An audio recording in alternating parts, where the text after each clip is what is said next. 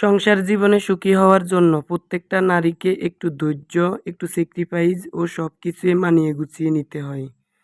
পাতিয়া ব্লগ থেকে আমি ফাহিমা বরাবরের মতো ভোলা জেলা থেকে আরও একটা লাইফস্টাইল ব্লগ নিয়ে হাজির হয়েছি। কেমন আছেন আমার প্রিয় আপু, ভাইয়া, আন্টি ও সোনামণিরা? আশা রাখছি সবাই অনেক বেশি ভালো আছেন, সুস্থ আছেন। আর আপনাদের দোয়ায় আমি আমার পরিবারের সকল সদস্য নিয়ে আলহামদুলিল্লাহ অনেক বেশি ভালো আছি। তো সংসার জীবনে সুখী হতে গেলে আমাদেরকে অনেক কিছুই স্যাক্রিফাইস করতে হয়। তো আজকের ভিডিওতে আমার প্রিয় প্রিয় আপুদেরকে এবং ভাইয়াদেরকে কিছু ধারণা দেব। তো ইনশাল্লাহ আমার এই ধারণা কিন্তু আপনাদের অনেক বেশি কাজে আসবে, যেটা আমি আমার জীবনে অনেক বেশি প্রমাণ পেয়েছি।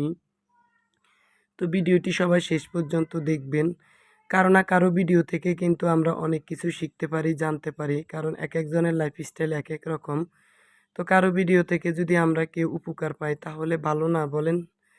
তো আজকের ভিডিওটি কিন্তু আমি ব্যালকনি থেকে শুরু করেছি। তো খুব মুষলধারে বৃষ্টি হচ্ছে। তো বৃষ্টি ক্যামেরায় ক্যাপচার করতে অনেক বেশি ভালো লাগে। তো আমি কিন্তু রাতে আমার ইনডোর প্লান্ট, মানি প্লান্টগুলো বৃষ্টিতে ভেজানোর জন্য ব্যালকনির সাইডে রেখেছি। এতে করে পাতাগুলো অনেক বেশি সুন্দর হয়। তো দেখেন কত সুন্দর পাতাগুলো বৃষ্টির পানি পড়ার কারণে একেবারে সতেজ হয়ে গেছে। তবে ব্যালকনিটা প্রচুর পরিমাণে ময়লা হয়েছে। তো অফ ক্যামেরায় কিন্তু আমি ব্যালকনিটা পরিষ্কার করে নেব। আর একটু হাত দিয়ে বৃষ্টির পানি অনুভব করলাম, অনেক বেশি ভালো লাগে। তো বৃষ্টির পানি পড়লে পাতাগুলো একেবারে সতেজ হয়ে যায়, একেবারে প্রাণবন্ত, যেন একটা জীবন্ত গাছ। তো পানিতে গাছ অনেক বেশি সুন্দর হয় যদি আপনি যত্ন করেন। আমি তো আমার আগের ভিডিওতে টিপস দিয়েছি। তো যাই হোক, ব্যালকনিটা শেয়ার করলাম। তো মুষলধারে কিন্তু বৃষ্টি হচ্ছে, হয়তোবা তেমন একটা বৃষ্টি পড়া দেখা যাচ্ছে না গাছের কারণে।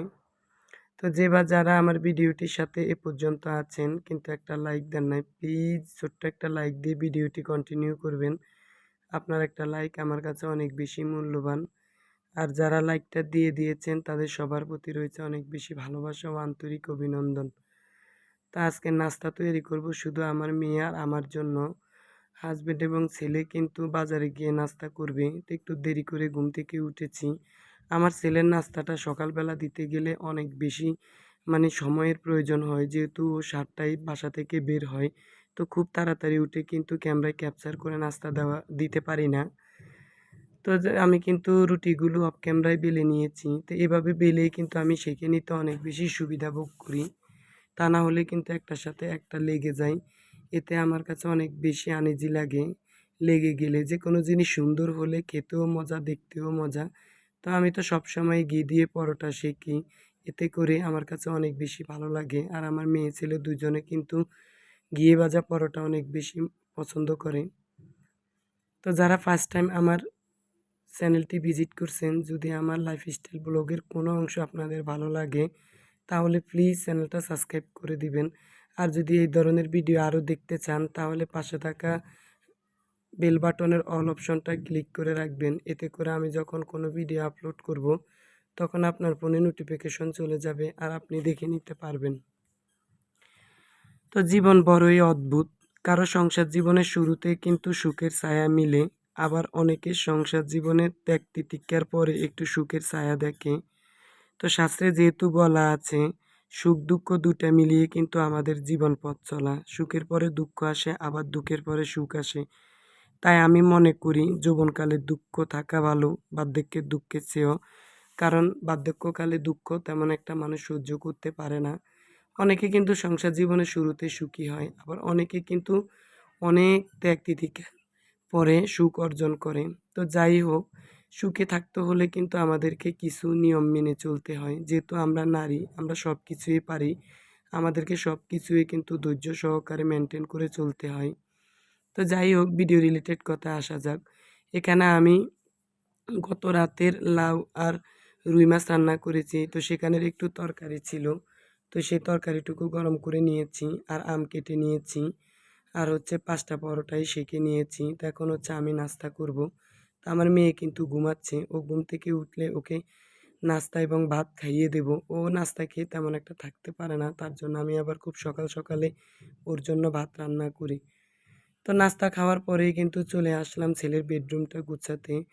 তো ছেলের বেডরুমটা ও কিন্তু এভাবে এলোমেলো করে রেখে যায়। ছোট মানুষ গুছাইতে পারে না। তো আমি ছেলের বেডরুমটা পরিষ্কার করব আর আপনাদের সাথে সংসার জীবনে সুখী হওয়ার কিছু টিপস এবং ধারণা শেয়ার করব। তো প্রথম সত্য হচ্ছে সংসার জীবনে আপনি যখন আপনার বাবার বাড়ি থেকে শ্বশুর বাড়িতে আসেন তো সবাই কিন্তু আপনাকে আপন মনে মেনে নেবে না। আপনি কাজ করবেন, সবার মুখে হাসি ফুটাবেন তাহলে আপনি ভালো বউ হবেন। আর যখন আপনি বেশি আপনার অধিকার ফলাতে যান তাহলে কিন্তু আর শ্বশুরবাড়িতে আপনার কোনো মূল্য থাকবে না। দেখা গেছে তখন আপনার স্বামীর উপর প্রেশার পড়বে। এজন্য আপনাকে একটু সুখের জন্য সবকিছু মানিয়ে গুছিয়ে নিতে হবে। দ্বিতীয়ত টিপস হচ্ছে কখনো স্বামীর ইনকামের উপরে তদারকি করবেন না। তিনি চাকরি করেন কিংবা ব্যবসা করেন, আপনি সবসময় মানে তার উপরে সন্তুষ্ট থাকবেন। আপনার কোনো কিছু প্রয়োজন হলে তাকে বলবেন। সে আপনাকে তার সাধ্য অনুযায়ী দেওয়ার চেষ্টা করবে। একান্ত যদি নাই দেয় তাহলে আপনি ধৈর্য ধরবেন। আপনার ধৈর্যের কারণে একদিন সে নিজে অনুতপ্ত হয়ে আপনাকে সবকিছু ফিরিয়ে দেবে। কিন্তু আমাদের সমাজে 90% পুরুষই কিন্তু স্ত্রীদের নির্যাতন করে। আমি দেখেছি হয়তোবা আমি আলহামদুলিল্লাহ এদিক থেকে অনেক বেশি শান্তিতে আছি।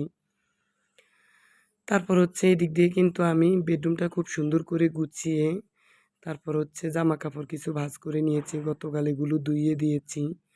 আর হচ্ছে এখন জায়নামাজগুলো খুব সুন্দর করে গুছিয়ে ওয়ারড্রোবের উপরে রেখে দেব। তা আমি কিন্তু কাজের ফাঁকে, ফাঁকে ভিডিও রিলেটেড কথাও বলি। আবার আপনাদেরকে সংসার জীবনে সুখী হওয়ার জন্য কিছু ধারণাও শেয়ার করি। জানি না আমার ধারণাগুলো আপনারা কেমন করে মেনে নেবেন। তবে আমি আমার জীবন থেকে প্রমাণ পেয়েছি। আমিও কিন্তু অনেক কিছুই স্যাক্রিফাইস করেছি।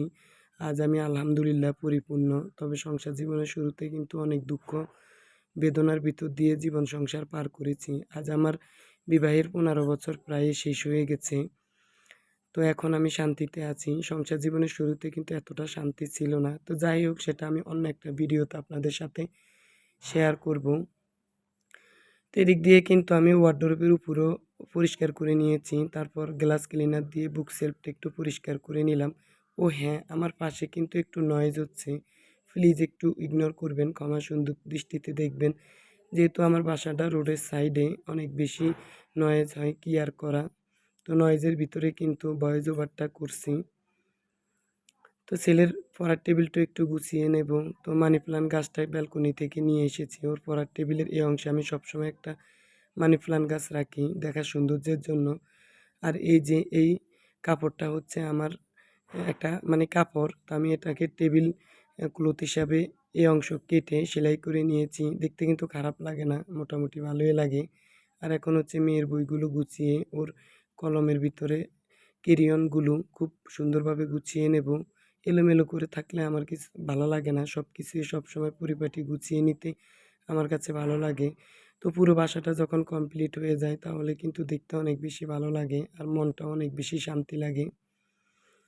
তো এখন হচ্ছে পুরো রুম গোছানোর পর একটু শেয়ার করব কেমন লাগতেছে। তো যাই হোক, যে টিপসগুলো দিলাম কাজের কথায় আসা যাক। তো আমাদের সমাজে আমরা 90% মহিলারাই আছি স্বামীর মানে বাবা-মা, ভাই-বোন দেখলে অনেক বেশি স্বামীকে বকাঝকা রাগারাগি করি। আর নিজের আত্মীয়স্বজন আসলে অনেক বেশি আদর আপ্যায়ন করি। এটা করা যাবে না। ২ জনকে ২ বাড়ির মানুষকে অনেক বেশি মূল্যায়ন করতে হবে। আপনি মনে রাখবেন স্বামী-স্ত্রী যদি মানে সংসার জীবনে দুজনে দুজনকে স্যাক্রিফাইস করে তাহলে সেই সংসার কিন্তু কখনোই অশান্তি নেমে আসে না। আর যে সংসারে স্বামী-স্ত্রী অনেক বেশি ঝগড়া থাকে সে সংসারে সন্তানও কখনো মানুষ হয় না। কারণ বাবা-মার কাছ থেকে সন্তান সব কিছু শেখে। সেজন্য আর আপনি যখন তার বাবা-মাকে ভালোবাসবেন এমনিতে আপনার প্রতি তখন আপনার হাসব্যান্ড অনেক বেশি সন্তুষ্ট প্রকাশ করবে। আর দ্বিতীয়ত হচ্ছে কখনো স্বামীর বেতন নিয়ে ঝগড়া করবেন না। স্বামীর বেতন নিয়ে কিন্তু আমরা অনেকে ঝগড়া করি, কয় টাকা বেতন পেয়েছে, আবার বাবা-মাকে দিছে কিনা বা ভাই-বোনদেরকে দিছে কিনা, এটা করা যাবে না। কারণ আপনার যা কিছু প্রয়োজন ভিডিও শুরুতে তো বলেছি, আপনি সবকিছু তার কাছ থেকে চেয়ে নিবেন। আর সবসময় তার সামনে তার আত্মীয়স্বজনকে অনেক বেশি মূল্যায়ন করবেন। এতে করে আপনার প্রতি তার ভালোবাসাটা দ্বিগুণ বেড়ে যাবে। আপনি তার কাছ থেকে কোনো কিছু চেয়ে নেওয়া লাগবে না। উনি এমনিতে আপনাকে সবকিছু দিয়ে দেবে। কিন্তু আমাদের সমাজে অনেক মহিলারাই আছে নিজের আত্মীয়স্বজনকে এত বেশি ভালোবাসে কিন্তু স্বামীর আত্মীয়স্বজনকে বাসায় আসতেই দেয় না। তো এটা কিন্তু করবেন না। এটা করলে কিন্তু স্বামীর মন থেকে আপনি কখনোই ভালোবাসা পাবেন না। বরং আপনার প্রতি অনেক বেশি ঘৃণা জন্ম হবে। হয়তোবা সে আপনাকে সামনাসামনি অনেক বেশি ভালোবাসা দেখাবে, কিন্তু পিছনে আপনাকে নিয়ে অনেক বেশি অসন্তুষ্ট প্রকাশ করবে। তো এই তো অনেক টিপসই দিলাম। আর সবচেয়ে বড় টিপস হচ্ছে স্বামী যখন কর্ম থেকে ফিরে আসবে তখন ওর অনেক বেশি যত্ন করবেন। আর সবসময় ওকে মানুষের সামনে তুচ্ছ-তাচ্ছিল্য করবেন না, সম্মান করবেন। এতে সবসময় আপনার প্রতি উনি সন্তুষ্ট প্রকাশ করবে। আর বাচ্চাদের সামনে কখনোই কিন্তু স্বামীকে বকাবকি করবেন না। আর স্বামীও বাচ্চাদের সামনে কখনোই স্ত্রীকে বকাবকি করবেন না। এতে করে কিন্তু বাচ্চাদের উপরে অনেক বেশি প্রেশার পড়ে। বাচ্চারা কিন্তু নষ্ট হয়ে যায়। তো সংসার জীবনে সুখী হতে গেলে কিন্তু স্বামী-স্ত্রী দুজন দুজনকে স্যাক্রিফাইস করতে হয়। দেখা গেছে অনেক জায়গায় স্বামীরা অনেক বেশি কৃপণতা থাকে, কিপটামি করে, স্ত্রীকে সবকিছু দেয় না। হয়তোবা অনেক বেশি হিসাব-নিকাশ করে। তো এটাও করা যাবে না। আপনার স্ত্রীকে আপনি অনেক বেশি মূল্যায়ন করবেন আপনার বাচ্চার সামনে। তাহলে আপনার বাচ্চাও আপনার স্ত্রীকে অনেক বেশি মূল্যায়ন করবে। কিন্তু আমাদের সমাজে এই দুইজন দুইজনকে স্যাক্রিফাইস না করার কারণে অনেক সংসার কিন্তু ভেঙে যাচ্ছে। তো প্লিজ সবাই সবাইকে স্যাক্রিফাইস করবেন। তো আমরা নারীরই কিন্তু বেশি স্যাক্রিফাইস করতে হয় সংসার জীবনে সুখে থাকার জন্য। তো সংসার জীবনে কিন্তু সবাই মানে শুরুতে সুখী হয় না, আবার কেউ কিন্তু শেষেও সুখী হয় না। তো সুখ-দুঃখ মিলাইয়ে জীবন, সুখের পরে দুঃখ আসে আর দুঃখের পরে সুখ। তো যাই হোক, অনেক আইডিয়া দিলাম। সর্বোপরি হচ্ছে স্বামী-স্ত্রী দুজন অনেক বেশি দুজনকে মানে মানিয়ে গুছিয়ে নেবেন, অনেক বেশি স্যাক্রিফাইস করবেন। তাহলে দেখবেন জীবনটা অনেক বেশি সুখের হবে। তো যাই হোক, অনেক কিছুই বললাম। জানি না কে কেমন করে নেবেন। তো আমি কিন্তু আমার বোন, আমার আত্মীয়স্বজন, পাড়া-প্রতিবেশী সবাইকে উদ্দেশ্য করেই বলেছি। সবাই কিন্তু এই কথাগুলো মনে প্রাণে বিশ্বাস করবেন। তাহলে দেখবেন সংসার জীবন অনেক বেশি সুখের হবে। তো এখানে আমি কিন্তু রুই মাছ রান্না করে নিয়েছি, সরি কাতলা মাছ ভেজে। তো এখানে দিয়েছি পেঁপে, রেয়া তরকারি, আলু। আজকে হচ্ছে ২ পদের তরকারি রান্না করেছি। মাছ আর হচ্ছে দেশি মুরগি, তাও পেঁপে দিয়ে। তো আমাদের বাসায় পেঁপেটা তেমন একটা খাওয়া হয় না। প্রায় ১ বছর পরে কিন্তু কাঁচা পেঁপে নিয়ে এসেছে। তো আমার ২ টা তরকারি প্রায় রান্না করা হয়ে গেছে। তো আমি ১ম এ কিন্তু ভাত আর মাংস রান্না করে নিয়েছি। আর এখন হচ্ছে কাতলা মাছটা রান্না করা হয়ে গেছে প্রায়। তো আমি একটু নেড়ে-চেড়ে দেবো মাছটা ভালোভাবে, মশলা যাতে ভিতরে ঢুকে। তো আমার আইডিয়াগুলো কেমন হয়েছে আমাকে কমেন্টস করে জানাবেন। আপনাদের একটা কমেন্টস আমাকে পরের একটা ভিডিও তৈরি করতে অনেক বেশি অনুপ্রেরণা দেয়। তো দেখেন পাশে কত পরিমাণ নয়েজ, প্লিজ একটু ইগনোর করবেন। আজকে একটু নয়েজটা প্রচুর পরিমাণে হচ্ছে। তো ২ টা তরকারি আমি বাটিতে বেড়ে নেব। তো খাবারটা আর শেয়ার করতে পারবো না যেহেতু হাসব্যান্ড বাসায়। তো সবাই আমাদের জন্য দোয়া করবেন। আর আমার ছেলেমেয়েদের জন্য দোয়া করবেন। আমিও আপনাদের জন্য দোয়া করি। সবাই যে আশা নিয়ে ইউটিউব প্ল্যাটফর্মে এসেছে, সবার আশা যাতে আল্লাহ পূরণ করে। তো সবার সুস্বাস্থ্যের কামনা করে ভিডিওটি আমি এখানে রাখলাম। দেখা হবে নেক্সট ভিডিওতে নতুন কোনো লাইফস্টাইল ব্লগ নিয়ে। সে পর্যন্ত সবাই ভালো থাকবেন। আল্লাহ হাফেজ।